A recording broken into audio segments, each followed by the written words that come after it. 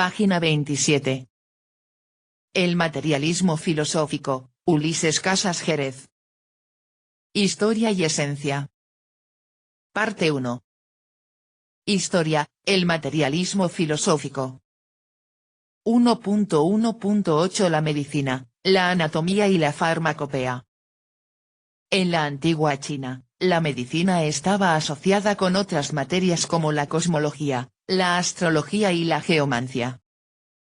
El primer texto conocido sobre estas materias se titula Clásico de Medicina del Emperador Amarillo y se remonta al siglo IV a.N.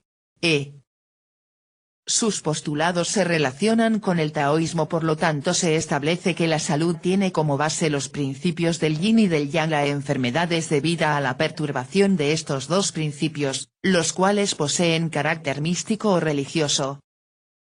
La acupuntura es el método de curación. Este método tiene fundamentos ideológicos pues acepta el misticismo de los números aunque rechaza las religiones, como tales. La acupuntura concede mucha influencia al medio y a la dieta en el tratamiento de la enfermedad. Se considera que el pulso es un indicador importante del estado del físico y mental del individuo. El primer libro sobre farmacología es el Pen Tsao King, atribuido al emperador Zhenong, en el siglo I a.N. En él se describe 365 tipos de drogas en vía a la curación del paciente.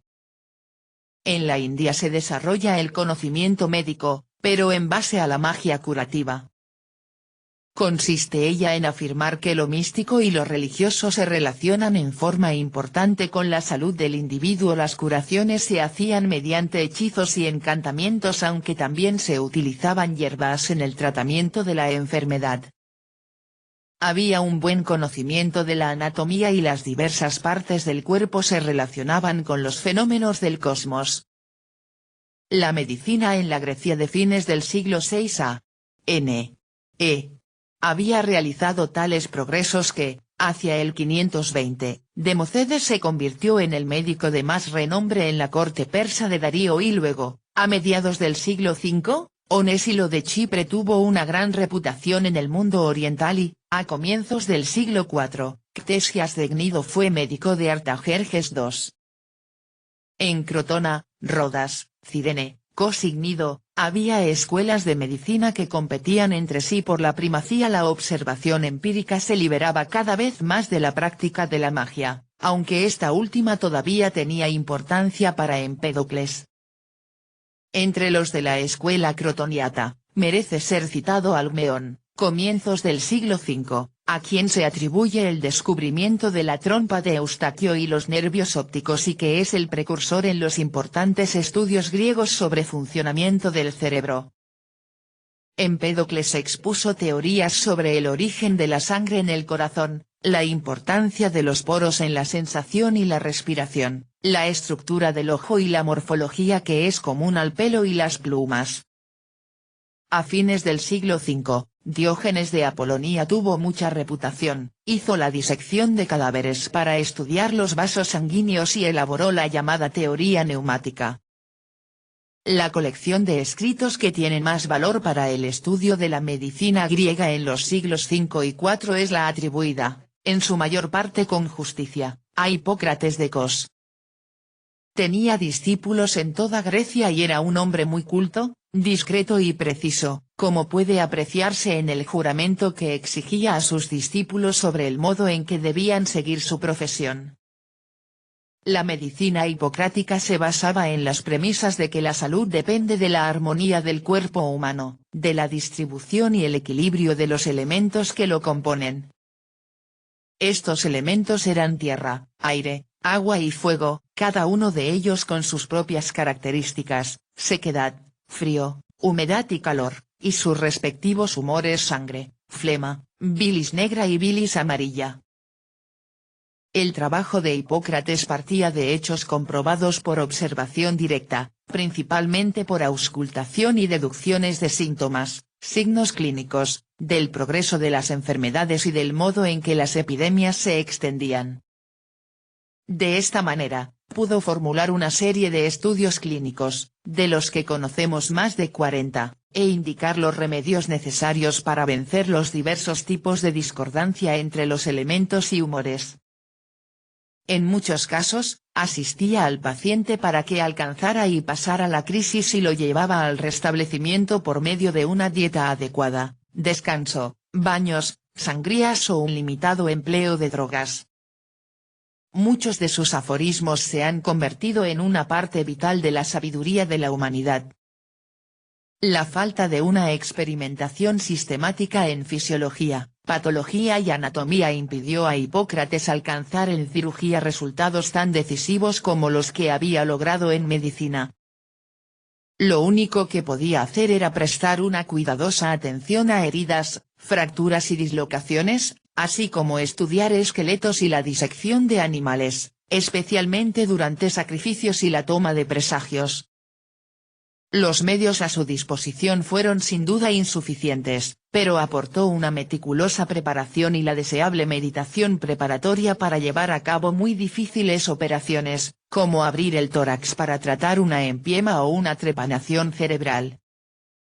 Idem historia universal. Muchos otros personajes griegos impulsaron el desarrollo de la medicina, como Herófilo de Calcedonia, Erasístrato de Ceos, Filino de Cos, Heráclides de Tarento y Asclepíades de Prusa. Fueron médicos griegos los que trasladaron sus avances a la Roma imperial en épocas posteriores. 1.1.9 Las ciencias naturales y los orígenes del mundo.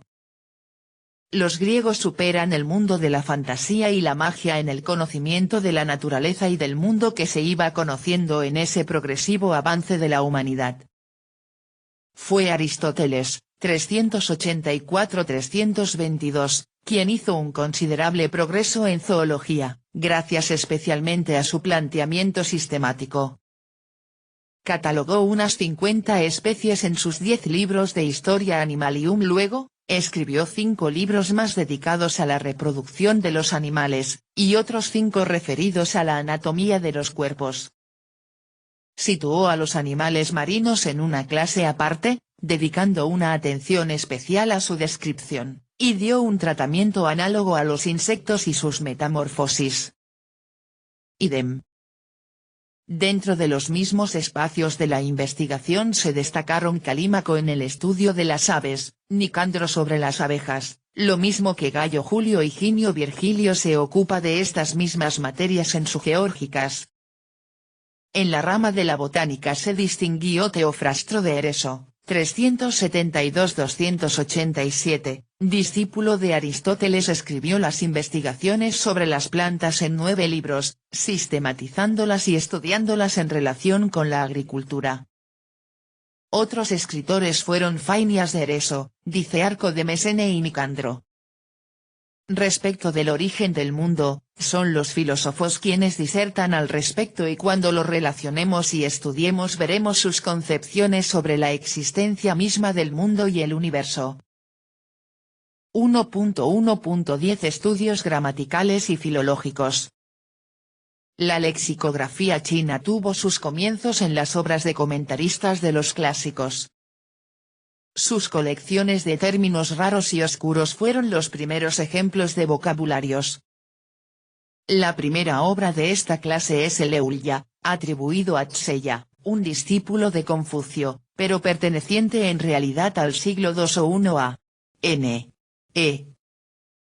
Este glosario de términos en los clásicos está dividido en 19 secciones. La gramática india, Vyakarana, tiene una larga tradición. Su origen se remonta a los tratados posvédicos referentes a la recitación y la comprensión adecuadas de los textos sagrados. Las tareas de interpretación de los poetas antiguos, especialmente los del ciclo homérico, hicieron que los griegos quisieran desde tiempos muy antiguos explicar palabras de significado particularmente oscuro. Formularon glosas sobre una gran variedad de temas, desde gramática formal lisa y llana a análisis de doctrina filosófica. Hacia el 500 a.N. se enfrentaron con el problema del origen del lenguaje.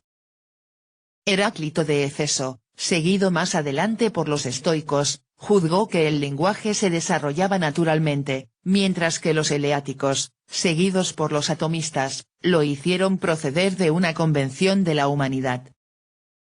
La etimología y los nombres de lugares que sonaban de un modo parecido fueron utilizados por los historiadores, desde Hecateo en adelante, como pruebas para la reconstrucción de hechos históricos. Se puede decir que la gramática y el correcto empleo de las palabras comenzaron con las observaciones de Protágoras de Abdera, 480-410 a.N. A él se remontan el reconocimiento de los tres géneros, la formulación de reglas precisas sobre los modos del verbo que deben ser empleados en determinadas formas de frase, el imperativo para ordenar, el optativo para pedir, el interrogativo para preguntar, el afirmativo para contestar, y la identificación de irregularidades en la inflexión de los verbos. Las palabras sinónimas fueron estudiadas por Pródico de Ceos y el estilo y la fonética por Hipias de Elis. Las investigaciones entre dialectos, pronto despertaron el interés general, como vemos por ejemplo, en lo frecuentemente que las mencionaban las historias de Heródoto. Idem. Historia Universal página 369.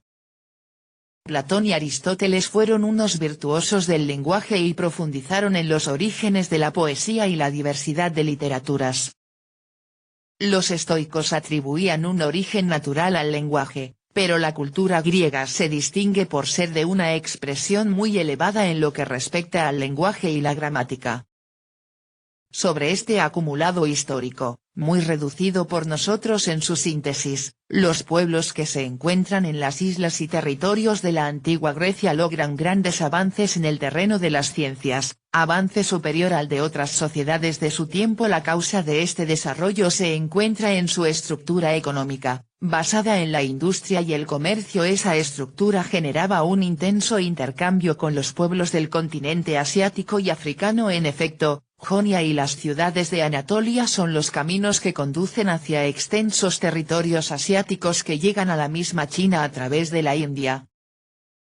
Entre las ciudades más importantes de Grecia encontramos a Mileto, puerto principal en Jonia. Mileto es un verdadero centro industrial en donde la construcción naval se convierte en fundamento de una economía avanzada. Los más famosos armadores del mundo conocidos son los de Mileto. Allí mismo se establece el intercambio monetario y la moneda lleva la efigie de esos famosos armadores. Éfeso es el centro financiero griego y desde allí se controla el tráfico comercial en sus formas más avanzadas y dinámicas.